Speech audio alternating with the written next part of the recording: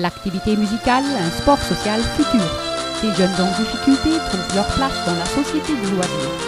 Ce clip a été entièrement filmé par les élèves. If your father says no, that's it. It's final. Qu'est-ce qui fait que des jeunes en difficulté se mobilisent pour répéter pendant leurs vacances et présenter des spectacles dans des centres pour personnes handicapées? La science a confirmé que les zones du cerveau avec lesquelles on saisit les abstractions ne se développent qu'à partir de la puberté. Avant, le cerveau se concentre sur le développement de la motricité. Notamment, les garçons ayant plus de muscles à synchroniser que les filles, ils doivent se servir de leur motricité un maximum pour éviter que les cellules cervicales soient supprimées. Il leur est donc difficile de rester longtemps statiques. Car s'ils n'apprennent pas par leur motricité, ils suppriment des neurones. Mais le développement de ces cellules est important pour le développement intellectuel qui suivra.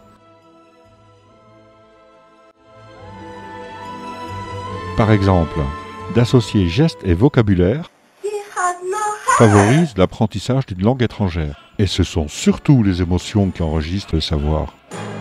Plus forte est l'émotion, plus durable sera la mémorisation. Toute connaissance acquise par des mouvements soutient le développement du cerveau de manière cruciale. Ainsi, même des élèves en échec scolaire peuvent mémoriser rapidement de longs textes et les déclamer de manière aisée.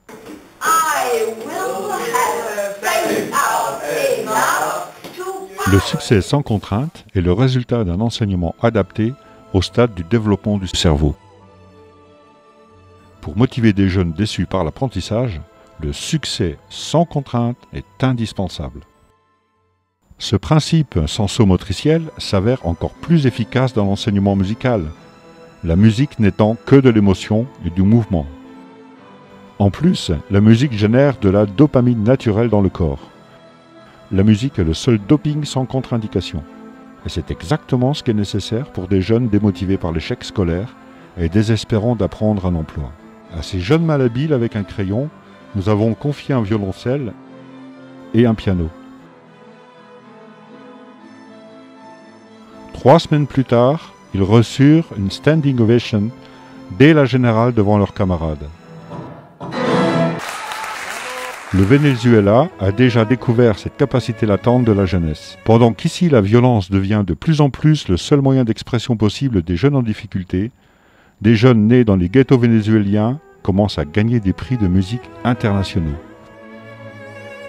C'est le 12 février 2009, dans l'auditorium de l'école GSS de Tübingen en Allemagne, se rassemblent des musiciens confirmés autour de nos élèves en difficulté.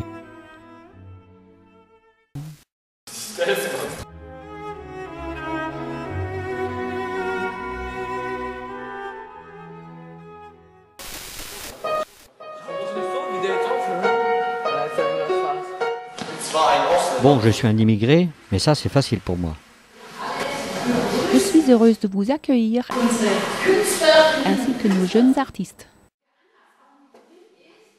Ce que vous allez voir maintenant a été appris par ces jeunes en 3 semaines. Bien qu'ils n'avaient jamais touché ces instruments avant, ils vous joueront l'ensemble du programme, chacun au piano et au violoncelle. Vous les verrez changer des instruments. Pour des glissandis sur la touche d'un violoncelle, l'habileté physique d'un skateboarder paraît bien plus utile que la lecture des partitions.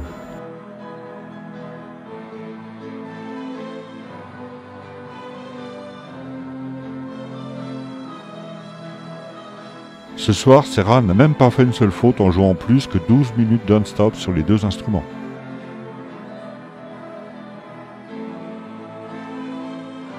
Au piano, nous le voyons même improviser en accord parfait avec l'ensemble. Ses résultats scolaires sont pourtant les plus mauvais. L'école ne voit aucune possibilité d'intégration dans la société pour lui. Par contre, au niveau de la musique, il est le meilleur. Même les élèves privés les plus doués ne seront pas en mesure de progresser aussi rapidement. Que représente la musique ? Si des jeunes considérés inaptes à l'apprentissage s'y trouvent comme des poissons dans l'eau, le parcours scolaire actuel ne leur permet pas d'explorer toute leur potentialité. Ont-ils conscience de leurs capacités ?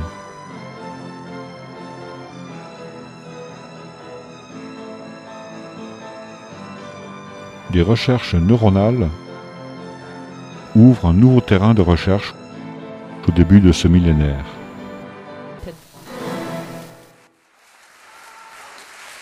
Le succès de cette expérience encourage nos musiciens. Ils rejoignent le groupe de théâtre de ses copains, joie partagée, joie doublée.